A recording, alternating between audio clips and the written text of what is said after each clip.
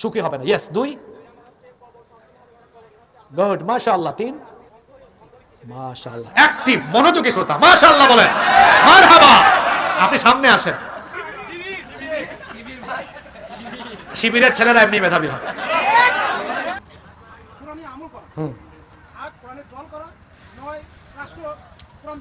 Perfect, শিবির না, তাহলে প্রমাণ হলো যে শিবির মানেই মেধাবী।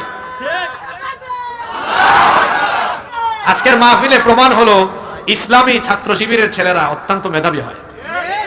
চমৎকার একটি ঘটনা ঘটে গিয়েছে সুপ্রদর্শক, একটি তাফসির মাহফিল শেষে তাফসির মাহফিলে বক্তা যে আলোচনা করেছে সে বিষয় নিয়ে প্রশ্ন করা হয়েছে।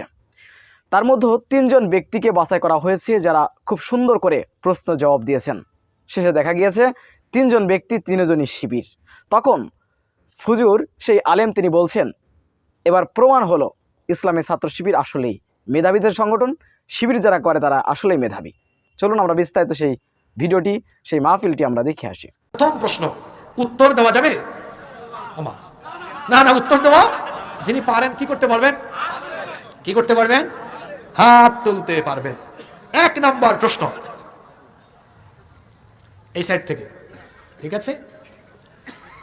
বলতে হবে যে ব্যক্তি কোরআন শিখবে না তাদের জন্য আল্লাহর তরফ থেকে শাস্তি বরাদ্দ কয়টা? উনি বলেন, পরিপূর্ণ হয়নি উত্তর। হ্যাঁ, 1 নম্বর আবার বলেন। জীবন সংকীর্ণ মানে কি আমি ব্যাখ্যা দিয়েছিলাম, সুখী হবে না। ইয়েস, 2, গুড, মাশাআল্লাহ। 3,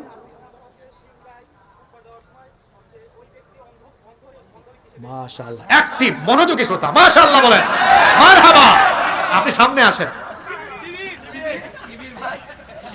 শিবিরের ছেলেরা এমনি মেধাবী হয়। বাংলাদেশে যত ছাত্র সংগঠন আছে তার মধ্যে সবচেয়ে মেধাবী সংগঠন হলো ইসলামী ছাত্র শিবির। ছাত্র শিবিরের ছেলেরা বিড়ি খায় না, সিগারেট খায় না, কলেজ বিশ্ববিদ্যালয়ের ক্যাম্পাসে মেয়েদের উন্না ধরে টানে না, বরং যেই ক্যাম্পাসে শিবির আছে সেই ক্যাম্পাসে মেয়েরা নিরাপদে থাকে, নইলে এটা ওই যে সেঞ্চুরির মতো হয়ে যায়। ঠিক আছে, মাশাআল্লাহ। তাহলে এই সারি থেকে একজন ভাইকে ওনারা উপরে উঠান। হ্যাঁ, মাশাআল্লাহ, আপনি আসেন। আচ্ছা, এরপরে আমরা আরো 2 জনকে ডেকে আনি, কি বলেন? আপনি পাবেন প্রথম, তারপরে এই সারিতে মাঝখানে। আপনাদের জন্য এই সারির জন্য প্রশ্ন হলো, আপনারা কি সবাই প্রস্তুত আছেন? সবাই কি রেডি আছেন?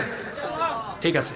আপনাদের জন্য দ্বিতীয় প্রশ্ন হলো, মানুষ ইন্তেকালের পরে তার কয়টি আমলের সওয়াব কবরে গিয়ে, এটা হাত উঠে গেছে আগে বাকি 3 জনের, এটা হয় না, এটা অনেক বেশি হাত তুলে ফেলছে।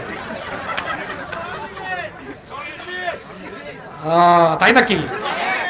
এই জন্যই তো এরকম হয়েছে। তা পুরস্কার তো এখন সবাই দেওয়া লাগবে।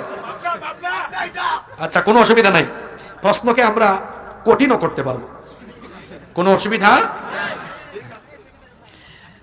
প্রশ্ন হলো, কোরআনে কারীমকে কোরআনে কিসের সাথে পড়তে বলা হয়েছে? আপনি তো সুযোগ পাইতেন, কিন্তু নিজেই নিজেকে বঞ্চিত করলেন উত্তর দিয়ে। আমি আপনাকেই সুযোগ দিতাম, কিন্তু আবেগের চোটে উনি বলে ফেলেছে মেধাবী। আমার ভাইয়ের মেধাকে আল্লাহ আরো বেশি প্রসারিত করে দিক, বলে না আমি, তাই এই জন্যই তো বেশি মেধাবী। মাশাআল্লাহ, ঠিক আছে। হ্যাঁ, ওয়ারাত্তিলিল কুরআনা তারতিলা, মাশাআল্লাহ, মাশাআল্লাহ। তো প্রশ্নকে তো কঠিন করলে আবার ওনারা সবাই ভয় পেয়ে যাবে, তাই না? তো আমরা একটু সহজেই রাখি, কোনো অসুবিধা নাই। পারবে, সবাই পারবে ইনশাআল্লাহ। আমরা আজকে আলোচনার মধ্যে বলেছিলাম, যারা কোরআন নিয়ে গবেষণা বা কোরআন বোঝার চেষ্টা করে না, এই অন্তরকে আল্লাহ কেমন অন্তর বলেছেন? উনি হাত তুলছে আগে। হ্যাঁ, প্রশ্নটা জটিল হয়েছে মোটামুটি। কেমন অন্তর এটা?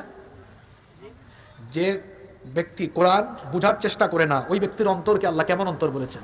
তালাবদ্ধ অন্তর।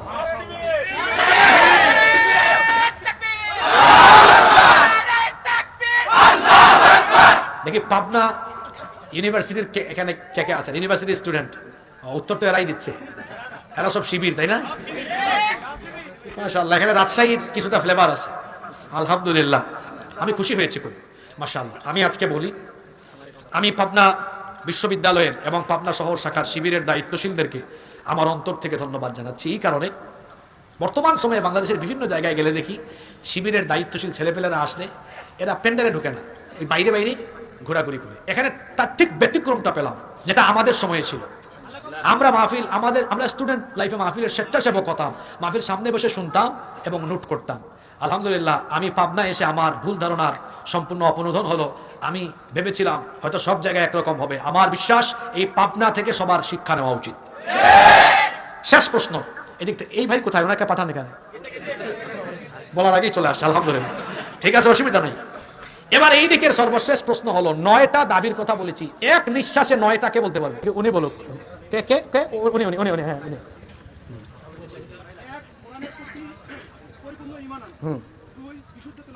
মাশাআল্লাহ। 3 বেশি বেশি তেলাওয়াত করা।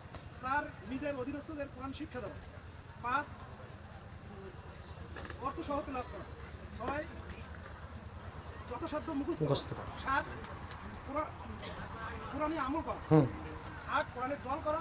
9 রাষ্ট্র কোরআন দিয়ে পরিচালনা করা। পারফেক্ট। তো শিবির না, তাহলে প্রমাণ হলো যে শিবির মানেই মেধাবী।